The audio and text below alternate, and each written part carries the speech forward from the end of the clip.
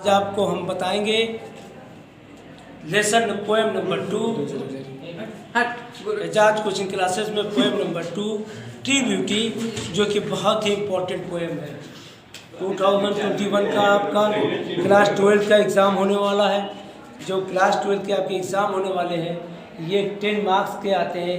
Reference context explanation आपकी course में 10 marks के आएंगे और ये पोएम बहुत ही इम्पोर्टेंट है। इसमें चाहे आपको रेफरेंस कॉन्टेक्स्ट और एक्सप्लेनेशन मिल जाए या सेंट्रल आइडिया मिल जाए या दोनों मिल जाए और ये 10 मार्क्स का है। तो जो हम ये कॉन्टेक्स्ट डाल रहे हैं आपके सामने रेफरेंस कॉन्टेक्स्ट 2 स्टेंजा, इसमें दोनों स्टेंजों का ये सेम होगा। थोड़ा सा मिसप्रिंट होगा, थोड़ा सा होगा, लेकिन 90% सेम होगा। तो हम आपको बोर्ड पे लेके चलते हैं माय डियर स्टूडेंट। ये Ejaz coaching classes class 12 English exam 2021 lesson number 2 the tree beauty, जिसे कंपोज किया थॉमस कैरी ने अपने ज़माने के बहुत famous poem. Reference these lines have been selected from the poem the tree beauty composed by a famous poet Thomas Carey, who was great and grand poet of his age, जो अपने ज़माने के प्रसिद्ध महान कवि थे।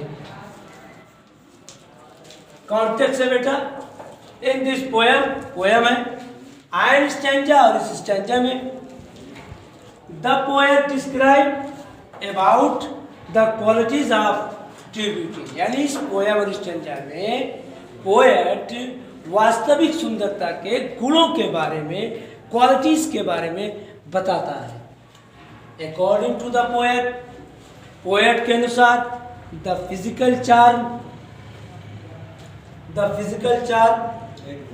Are not true beauty. Poet के अनुसार, कवि के अनुसार शारीरिक सौंदर्य रियल ब्यूटी नहीं होती है, because they decay with the passing of time. According to the poet के अनुसार समय के बीतने के साथ साथ passing of time physical beauty भी समाप्त हो जाती है। फिर से एक बार लेसन नंबर 2 है the tree beauty. Reference these lines have been selected from the poem The Tree Beauty, composed by a famous poet Thomas Carey, who was great and grand writer poet of his age. Context: in this poem, in stanza, the poet described about the qualities of tree beauty. According to the poet, the physical charm are not tree beauty because they decay with the passing of time. Reference हम आपको बताएंगे explanation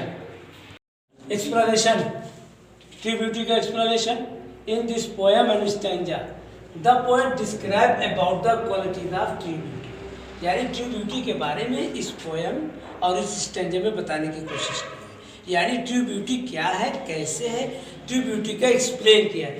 पहले stanza में true beauty का जो उन्होंने explain किया वो फिजिकल ब्यूटी का किया है, और इसका जो दूसरा स्टैंजा है उसमें उन्होंने जो एक्सप्लेन किया है रियल ब्यूटी का किया है। तो पहले स्टैंजा में true beauty according to the poet के अनुसार the red cheeks like rose, red lips like coral and the bright shining eyes like star make a woman beautiful, but these physical charms are temporary. They die with the passage of time. These physical attraction supply fuel to the fire of love, but in the old days these attraction fade away and the fire of love lit by these attraction also dies. इन्होंने बताने की कोशिश की है, poet ने बताया है कि एक औरत को, जो औरतें बहुत खूबसूरत होती हैं, ये फिगर आप स्पीच में सिमली अलंकार के बारे में, सिमली अलंकार शो कर रहा है।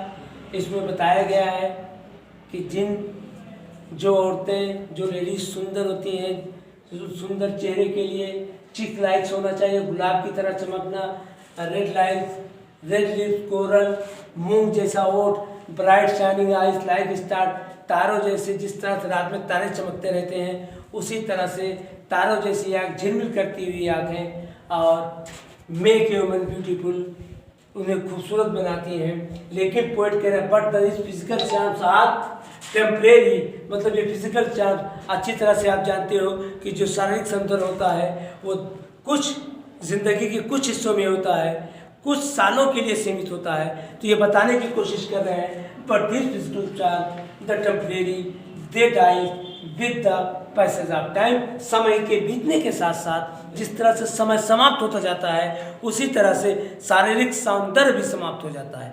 अगर शारीरिक सौंदर्य पे कोई अट्रैक्शन है तो इसी को फिजिकल चार्म कहते हैं। इसी में ये बताया गया है कि समय के बीतने के साथ भी उसका शारीरिक सौंदर्य, उसका प्यार समाप्त हो जाता है।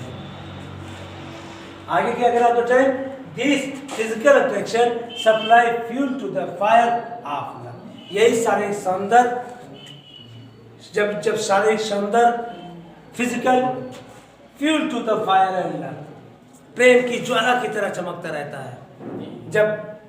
जब कोई बहुत स्मार्ट होता है, खूबसूरत होता है, यंग होता है, तो पोएट उसको कह रहा है कि उसका प्यार जो होता है आग के ज्वाला की तरह चमकता रहता है, आग की तरह भड़कता रहता है।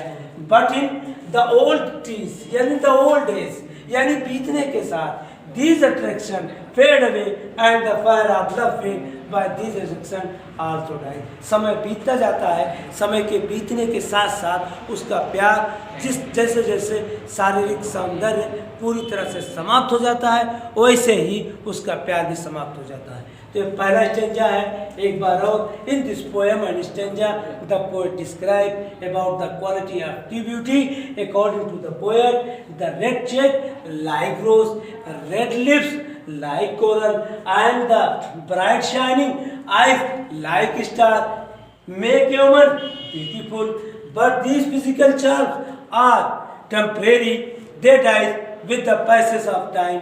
These physical attraction supply fuel to the love fire of love, but in the old days these attraction fade away and the fire of love fade by these attraction also dies. ये poem number 2 Thomas कैर्यू का पहला stanza था और बहुत important stanza है क्योंकि इसके previous year में दूसरा स्टैंजा आया था।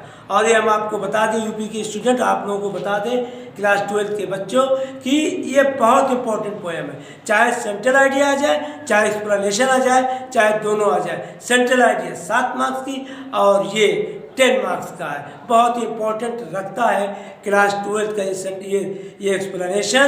और इसके बाद आपको नेक्स्ट वीडियो अपलोड करेंगे poem number 3 on his blindness.